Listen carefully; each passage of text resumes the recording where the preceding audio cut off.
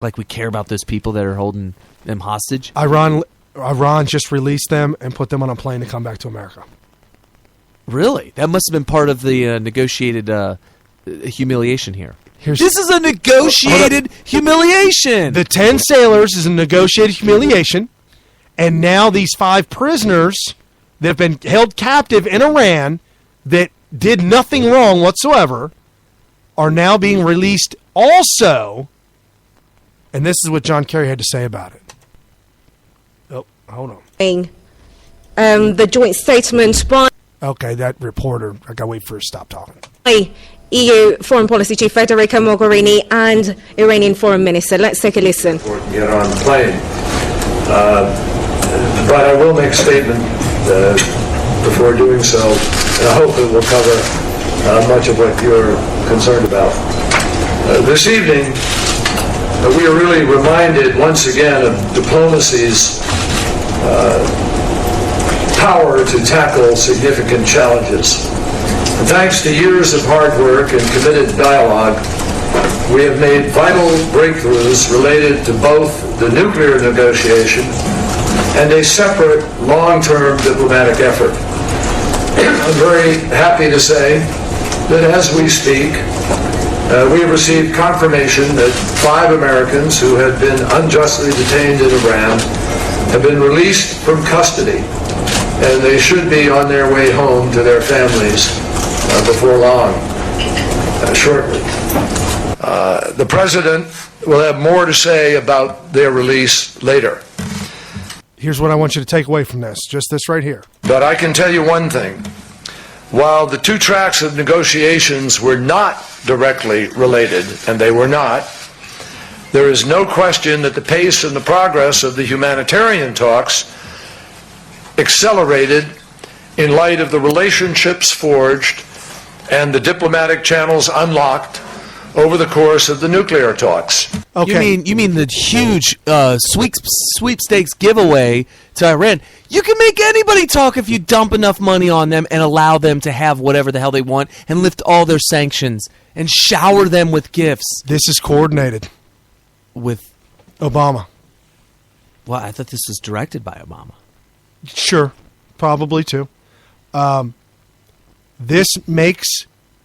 Obama is doing this in coordination with Iran to make his nuclear deal look like the keystone of all things possible. Here's how we bring utopia together. We talk about it for 2.5 years. We talked on this nuclear deal. It's a deal, not a treaty. It's a deal, but it is a treaty. Okay. So they talked about it for 2.5 years. And now all of a sudden, a week before Iran gets $150 billion released, tens of millions of dollars elsewhere, and before they get all that stuff released, and they are allowed to now starting to sell their oil on the market because they couldn't before. Now they're able to export their oil. All this, right a week before the nuclear treaty, before they're to get all their money, right before Obama's State of the Union address. So I don't think that the 10 sailors were. I don't know about that. The Iranians twisted Obama's arm for that, and then Obama said, "Okay, how about this 5? We'll make all this look good. You guys are getting all this money. Come on." It had to be. This is an inside job. But what was the motive? To make the nuclear deal that Obama and Kerry made, to make Obama and Kerry look like heroes. To make them look like their horrible negotiating actually turned out to be good. Yes! But our sailors did make a mistake, is what you're not saying that was totally fake. I don't know, man. I got to get my tinfoil out. I don't know, man. It is humiliating when you see that admiral, the Iranian admiral, listen to America apologize for their mistake and to and to thank them for their professionalism and say, oh, you know what? They just let me punch them. Let me do one more good uppercut. Since they let me punch them right now, real quick, I'm gonna take a second one just for myself. Right. They're now. I'm gonna criticize them for their unprofessionalism. Right. They're now saying that the video taken and the pictures taken by Iran that is being circulated through all of the Iranian government television, they're saying that breaks international law to circulate material to humiliate another. Which, okay. Yeah. So, anyways, they're breaking law on top of that. I mean, that's a good. That's good to point that out. But they're still going to get all the oil.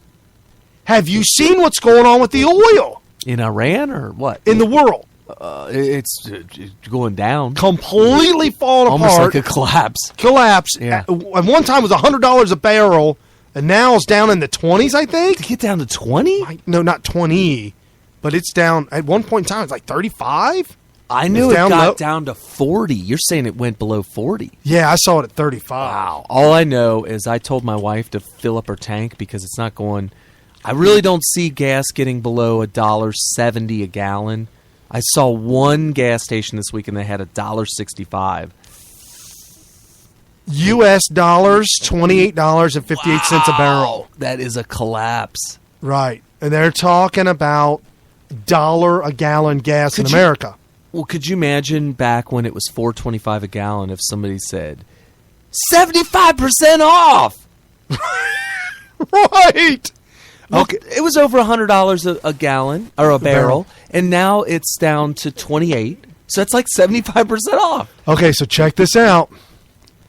The Saudis have announced this week that they're going to get together with the families next month to stop this hemorrhaging. Got to stop this. It's no good. Rush thinks that they did it on purpose. They did. They're causing a lot of American fracking companies to go bankrupt. Completely going bankrupt. Right. They did it on purpose. Now they're talking about, okay, we're going to curb it and stop it now. Okay. They're going to talk about that next month. However, they didn't anticipate this one. Iran, they're going to dump their oil in as much as they can to get as much as they can get. They're going to be excited. Yes, because at first they don't care what they get for it because they were getting zero for it. $25 for it now is better than $0 before.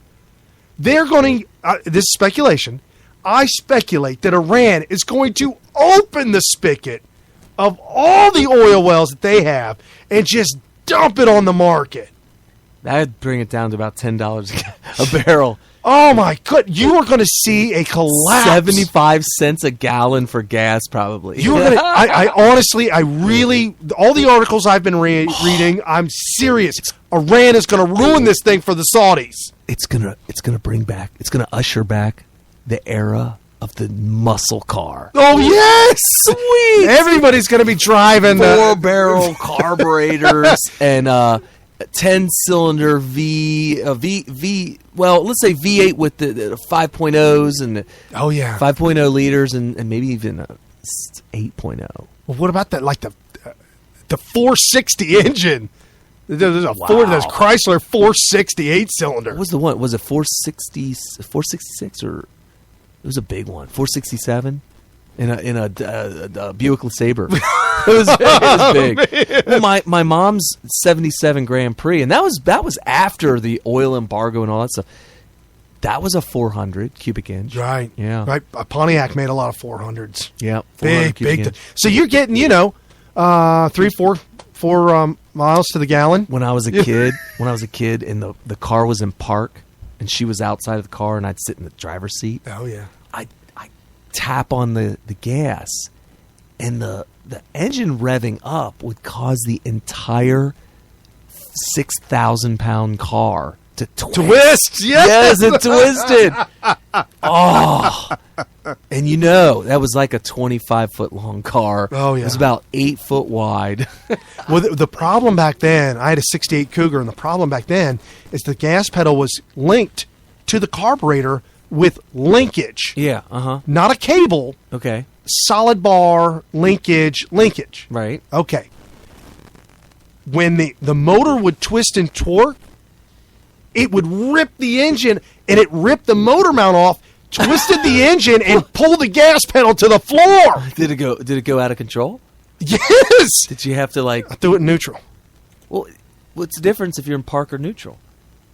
No, I was driving at the time. Oh! I was driving! Well, did it blow the engine? Because didn't your RPMs go all the way up? No, when I pulled it back into neutral, there was no... Torque left. Yeah, there's no torque Oh, left. And my yeah. foot was off the gas pedal. Right. So So the when engine fell back down on Right. top of the mount. Right! That is hilarious. Insanity!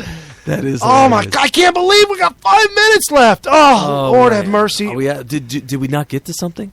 Oh, yeah. Ann Coulter calls Nikki Haley. Nikki Haley gave a response to the State of the Union address. Right. State of the Union address, Obama bashed Trump. The response to the State of the Union address by the Republicans, Nikki Haley bashed Trump. Right. Okay, Ann Coulter came out and said she's a bimbo, accidentally elected because she's pretty. And she's a pretty girl. Nikki Haley is taking a barrage of attacks from everybody, and she is now being coined as the scapegoat and used by the GOP. Oh, I can see that. But did you see what Trump did at the debates? He said, I talked to her. We have an understanding. I really like her. She said she didn't really mean it to sound like that, and we're all good friends now. Okay.